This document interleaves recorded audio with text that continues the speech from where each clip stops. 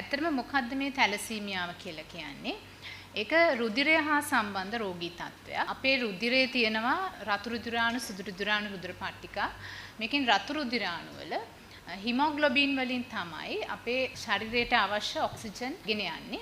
එතකොට මේ හිමොග්ලොබින් වල ප්‍රධාන ප්‍රෝටීන් කොටසක් තමයි ග්ලොබින් කියන්නේ. එතකොට මේ ග්ලොබින් කියන එක හරියට හැදෙනවද කියන එක, හරි ප්‍රමාණයට, හරි සංයුතියට හැදෙනවද කියන එක තීරණය කරන්නේ ජානවලින්.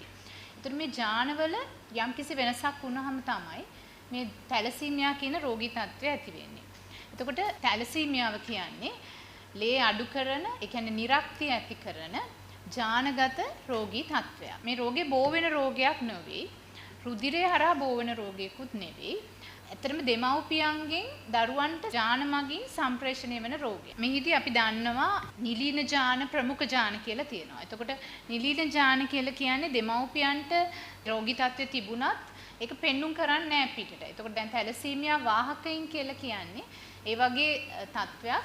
එතකොට තැලසීමියා වාහකය දෙදුණෙකුට දාව උපදින දරුවා 25%ක ප්‍රවණතාවයක් තියෙනවා මහා තැලසීමියා දරුවෙකු බවට පත්වන්න.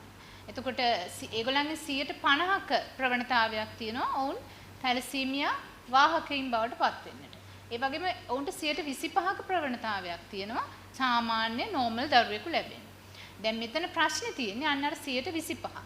ඒ 25%කින් මහා තැලසීමියා කියන දරුවෙකු ඇතිවීම තමයි මෙතන ප්‍රශ්නේ තියෙන්නේ.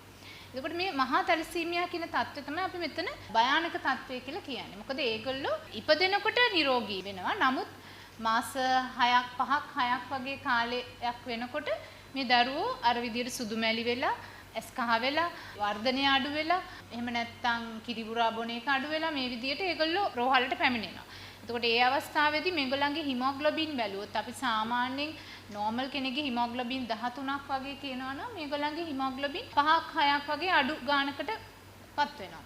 ඒ වගේම මේගොල්ලන්ගේ දැන් අපි සාමාන්‍ය රතු රුධිරාණුක ආයු කාලය දින 120ක් කිව්වොත් මහා තැලසීමියා රෝගියෙකුගේ රතු රුධිරාණුක ආයු කාලය දින සති දෙකක් එහෙම නැත්නම් දින 5ක් 6ක් වගේ ඊටාම අඩු ප්‍රමාණයකට යන්න පුළුවන්.